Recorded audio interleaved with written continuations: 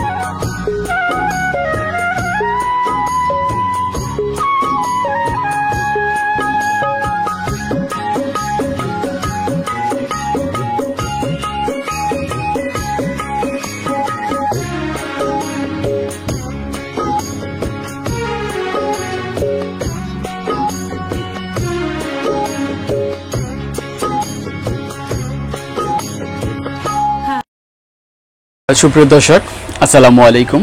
আধুনিক কৃষি TV YouTube চ্যানেলে আপনাদের স্বাগত জানাচ্ছি। আমি রিয়াজ আহমেদ তোফাজ্জল। আশা করি আপনারা সকলে ভালো আছেন। দেশ ও দেশের বাইরে থেকে যে যেখান থেকে বসে আমাদের এই প্রতিবেদনটি দেখতেছেন, আপনাদের সকলের দীর্ঘ এবং সুস্বাস্থ্য কামনা করে শুরু করছি আমাদের আজকের প্রতিবেদন।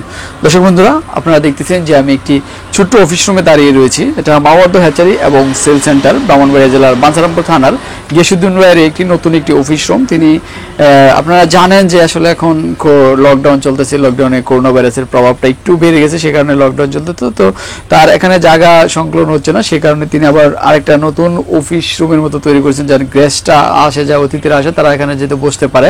তো আমি সেই রুমটায় দাঁড়িয়ে রয়েছি। তো গিয়াসউদ্দিন ভাইয়ের যেই ফার্মে মুরগিগুলো রয়েছে বা তার এই খামারটা তিনি এখন পরিচালনা করতেছে, লকডাউনে এই খামারের উপর কোনো প্রভাব পড়তেছে কিনা, বা আপনারা যে তার এখান থেকে যদি বাচ্চা ক্রয় করেন তাহলে কিভাবে ক্রয় করবেন বা নিতে পারবেন কিনা, পরিবহনের সুবিধা আছে কিনা, সেই সম্পর্কে আমি আলোচনা করব। সেই সাথে আরও আলোচনা করব যে আপনারা যে অনেকে ভয় পাচ্ছেন যে লকডাউনে আপনারা ডিম বিক্রি করতে পারবেন কিনা, ডিমগুলো কোথায় বিক্রি করবেন, আর গিয়াসউদ্দিন ভাই এই ডিমগুলো তার কাছে দিলে আপনারা তিনি রাখবেন কিনা, তার হ্যাচারি থেকে আপনারা তার হ্যাচারিতে আপনারা ডিমগুলো পৌঁছে দিতে পারবেন কিনা, সে বিষয়ে আমি আপনাদের মাঝে আলোচনা করব। তাহলে চলেন আমরা ভাইয়ের সাথে কথা বলে বিস্তারিত জানার চেষ্টা করি। আসসালামু আলাইকুম ভাই, কেমন আছেন? ওয়ালাইকুম আসসালাম ওয়া রাহমাতুল্লাহ। জি ভালো, আপনি কেমন আছেন? এই তো আলহামদুলিল্লাহ ভালো।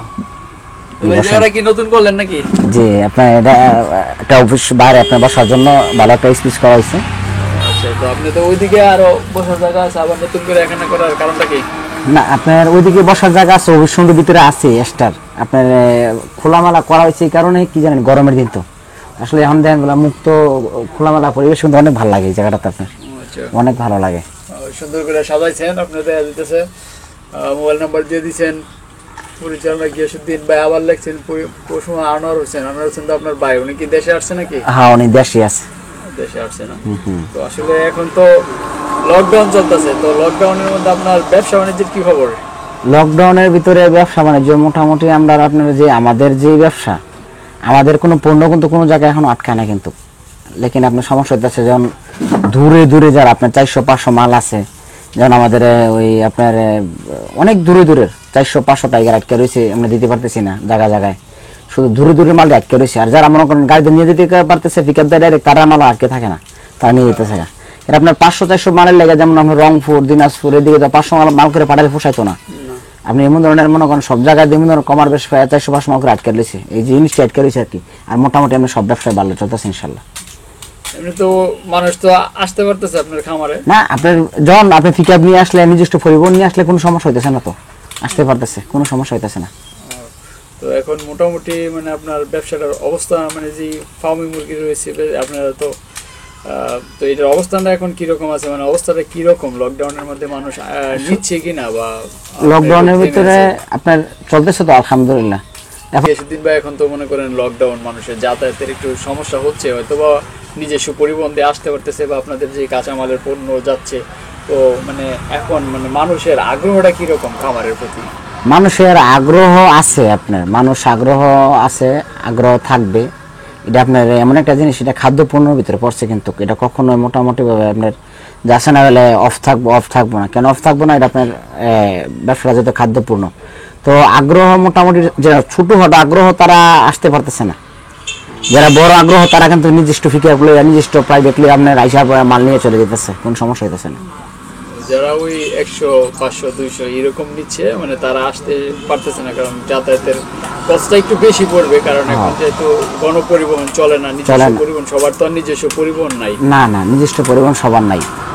দূর থেকে এটা একটু আপনারা এটার জন্য একটু সমস্যা আছেন না, এটার জন্য সমস্যাটা তো মোটামুটি ভালো সমস্যা। আপনার আপনার বড় কাস্টমার যদি 5টা হয় মাসে, আপনার ছোট কাস্টমার কমসে কম মনে করেন 20টা, তো ছোট কাস্টমারটি 20টা কাস্টমার কিন্তু আরো আসতে পারতেছে না সাহস করে, একটু সমস্যা তো হবেই। তো এখন আপনার এখানে কি বাচ্চা জমে গেছে নাকি যে এরকম? না, এমন কোনো কিছুই না ইনশাল্লাহ। বাচ্চা যাওয়ার মতো না, যা বাচ্চা আছে সব অর্ডারি বাচ্চা আছে, বিভিন্ন বয়সে বিভিন্ন প্রকারের বাচ্চা, মানে বিভিন্ন সাইজের বাচ্চা জমে যাওয়ার মতো বাচ্চা। আমরা হ্যাচারি কখনো এমন সিস্টেম হয় নাই, আল্লাহ পাক যেন কখনো না করে।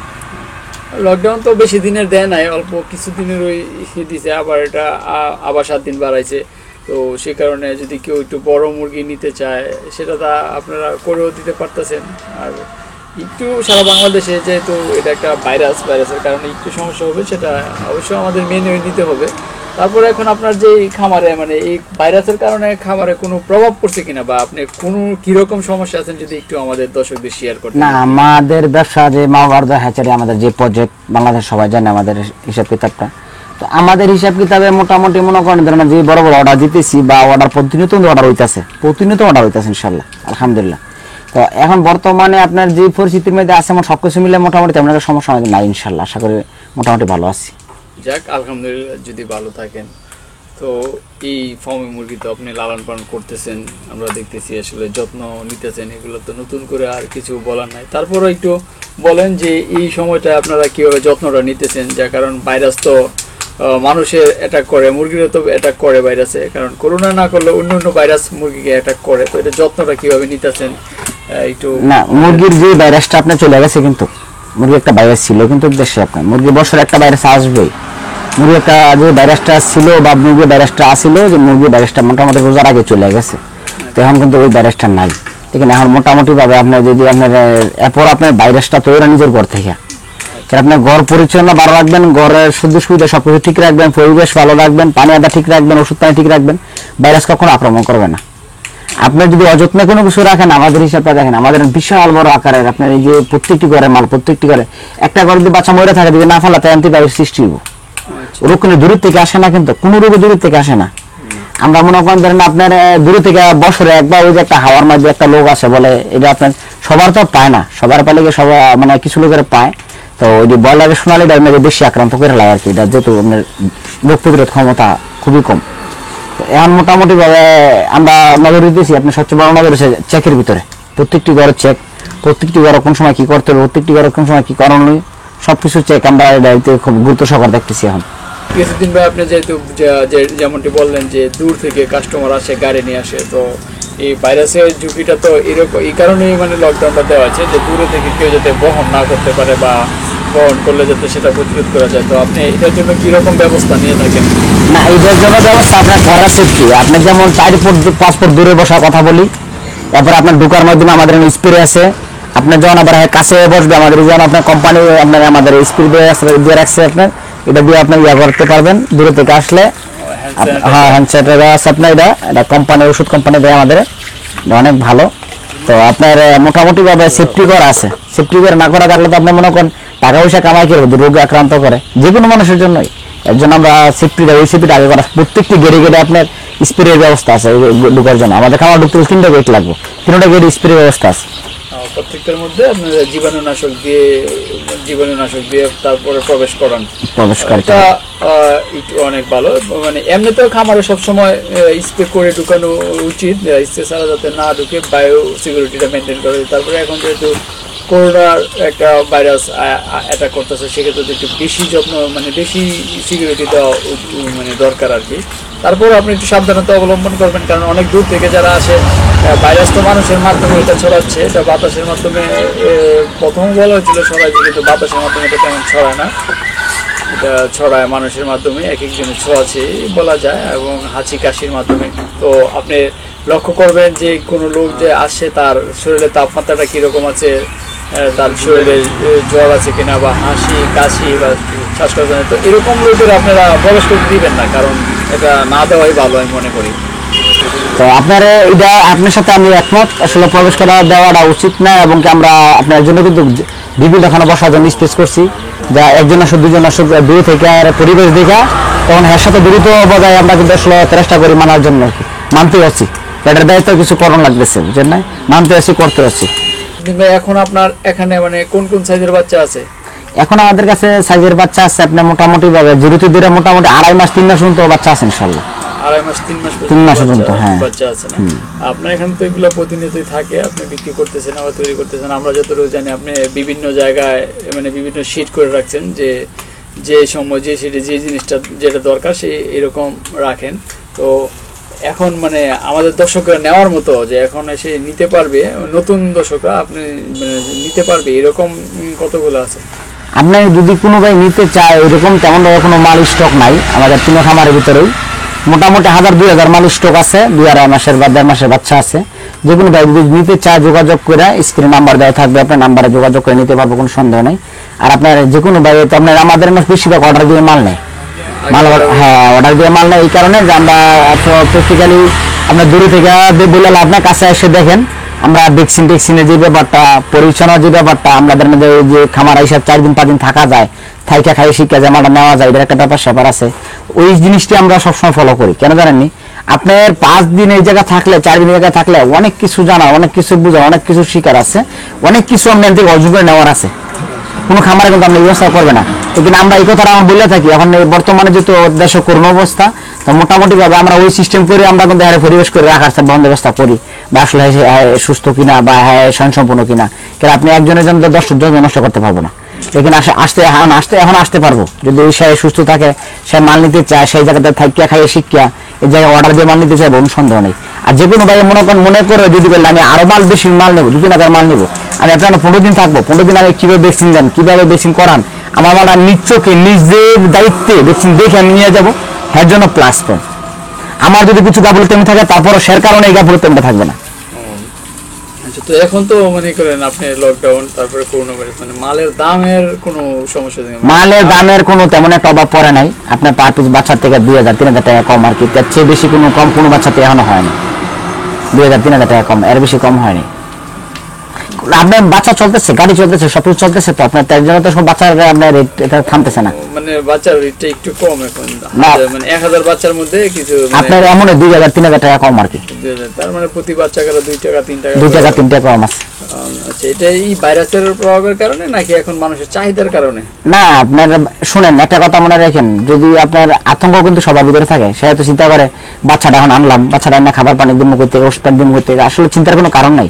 ওষুধ পানির খাবারের দোকান সবসময় 24 ঘন্টা 24 আওয়ার খোলা থাকে, কিন্তু এটা কিন্তু আপনার 100% শিওর, এটা চিন্তার কোনো কারণ নাই। ডিম বিক্রির উপর কোনো প্রভাব পড়ছে কিনা? না, ডিম বিক্রি করা কোনো প্রভাব পড়ে না। যদি কেউ ডিম না বেচতে পারে বা কেউ বেচতে চায়, আমাদের হাতে যোগাযোগ করুক, আমরা আপনাদের মেশিন খালি আছে, আমরা দেবো, সমস্যা নেই, সমস্যা না, আমরা নিয়ে নেব ডিম। তো আগে তো মনে করেন লকডাউন না থাকার সময় তো অনেক মানে পরিবহনে গিয়ে খামার থেকে নিয়ে আসছে, এখন তো পরিবহনের জন্য একটু সমস্যা হতে পারে। না, 500 মুরগা নিলে তো আপনি 1.5 মাসে 500 মুরগা নিলে পরিবহন তো নিজেরই লাগে, আপনার অন্য পরিবহনের দরকার নাই। কিন্তু আপনার 500 মুরগা নিলে নিজের পরিবহন নিজেরই লাগে। তো এই জিনিসটা হিসাব করতে করে কিন্তু মোটামুটি আপনার পরিবহনের যে ব্যাপারটা বলতেছেন, পরিবহন কিন্তু মোটামুটি চলতেছে, খাদ্য পরিবহন চলতেছে, ওষুধের পরিবহন চলতেছে, আমরা শুধু খালি পরিবহন ছাড়া সব পরিবহনে মোটামুটি চলতেছে ইনশাল্লাহ। দেশ স্বাভাবিকভাবেই চলছে, কিছু কিছু জায়গায় হয়তো কঠোর লকডাউন মানা হচ্ছে। না, আপনার মানা তো উচিত। কেন মানা উচিত? এটা তো করতেছে, আপনি আমার ভালোর জন্য করতেছে, লেকিন তারপরে জায়গা ফেরত দেয় কিছু করতেছে না, আমরা ফেরত দেয়, আমরা কিছু দেশ চালাইতেছি, চলতেছে, আমরা কোনো সমস্যা হইতেছে না, সমস্যা করতেছে না। তো মোটামুটি সবাই কমাবে, যেমন চলতেছে সবাই কমাবে, চলা উচিত। মানে আপনি এই করোনাকালীন সময়, মানে লকডাউনকালীন সময় মোটামুটি ভালো আছেন? হ্যাঁ, আলহামদুলিল্লাহ, আমরা অনেক ভালো আছি, আলহামদুলিল্লাহ, আল্লাহ যেন ভালো রাখে, সবারই ভালো রাখে। আচ্ছা, দেখ, আমরা আপনার সফলতাই কামনা করি, আপনি ভালো থাকেন, উন্নত করেন, খামারের দর্শকরা আপনার এখান থেকে মাল নিয়ে তারাও সফল হোক। তো আবার আসবো, ভালো থাকবেন, আসসালামু আলাইকুম। ওয়ালাইকুম আসসালাম রহমতুল্লাহ।